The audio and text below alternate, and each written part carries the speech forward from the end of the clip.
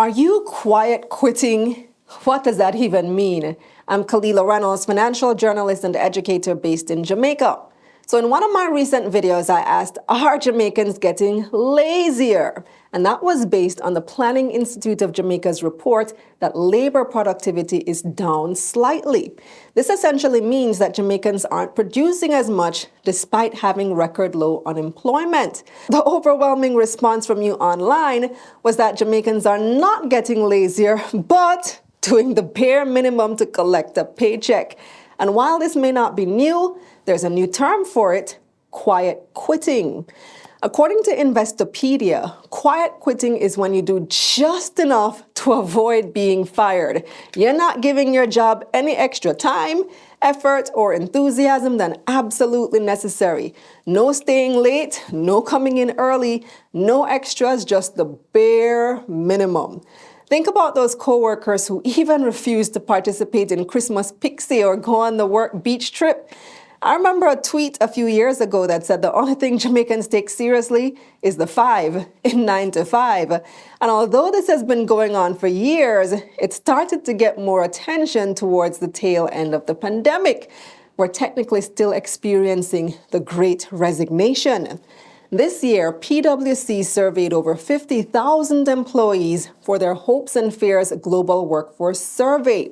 26% of respondents said they plan to change jobs within the next year. And it's all connected. How employers handled the pandemic has impacted employees' mindsets. Remember, at the start of the pandemic, thousands of people lost their jobs because economies were shut down. Those who didn't lose their jobs had promotions or pay increases delayed. Some workplaces never offered work from home or hybrid work and also didn't increase sick days. This just made the idea that employers don't care about you bigger for some people. And if they don't care about me, then why should I give maximum effort? Also, there's the concept of acting my wage. Yep, we all know money is one of the biggest motivators. But with the economy where it is, some jobs have just not been able to match employees' salary needs. In the PwC Hopes and Fears survey, 42% of employees said they're planning to demand pay rises to cope with the higher cost of living.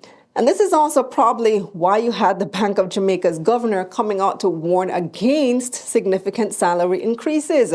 Jobs may be tempted to increase salaries to attract or retain employees, but if their productivity doesn't go up, then that could cause inflation.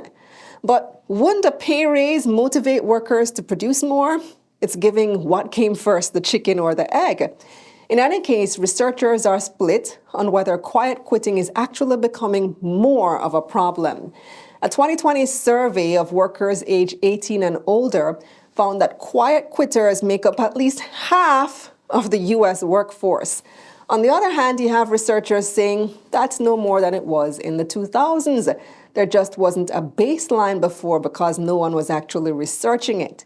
Like I said before, we've always had people who do just the bare minimum at work. Are you one of them? And that's the bottom line. Let me know what you think in the comments. Do you think more people are quiet quitting now than before? Why or why not? Subscribe to my newsletter for money news like this straight to your inbox. Click the link up here or in the description below. Let's get this money. Let's get this money.